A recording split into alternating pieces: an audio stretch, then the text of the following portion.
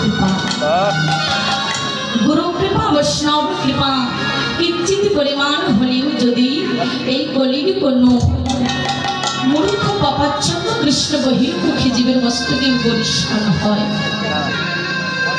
তবেই হয়তো হরিনাম কৃষ্ণ নাম বদলে উচ্চারণ করা সম্ভব।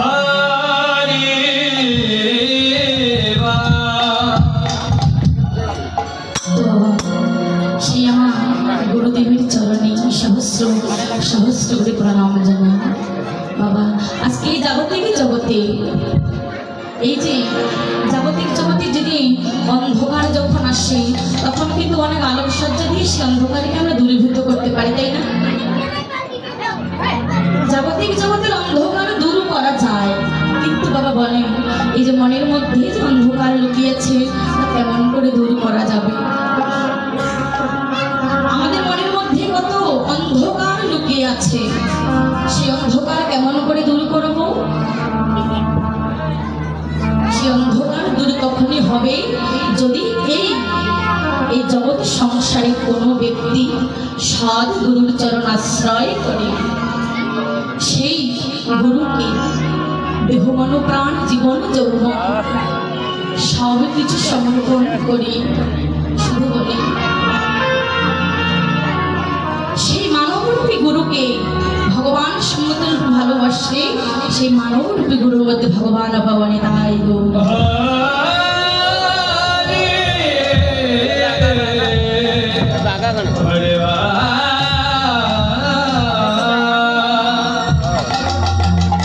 এরপরে আমি প্রণাম জানাবো আমার সেই পিতা মাতার চরণ, কেননা যাদেরকে কৃপার ধনে তাদের আশীর্বাদের মাধ্যমে যাদের করলেই যে কৃষ্ণ সেবায় লাগিতে পারব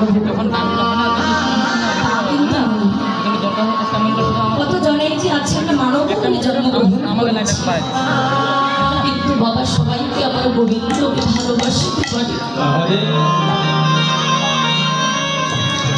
তবে এই জন্ম তো আমরা এত সহজে পাইনি।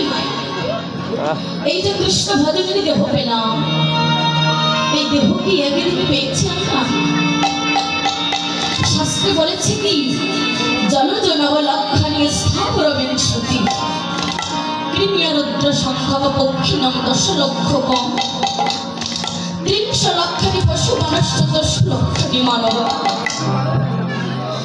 একটি জন্ম করে আমরা 80 লক্ষ যদি ভ্রমণ করে তবেই তো আজকে কৃষ্ণ ভজনের দেহ পেলাম।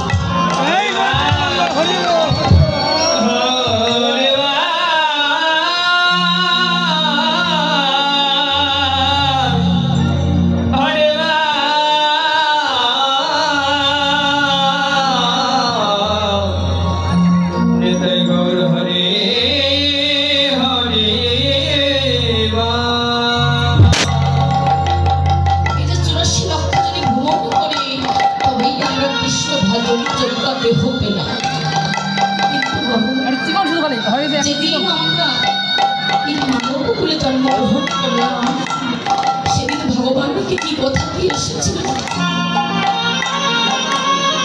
ভগবানকে বলেছিলাম প্রভু ঘুচাও মায়ের জঠরের জ্বালা,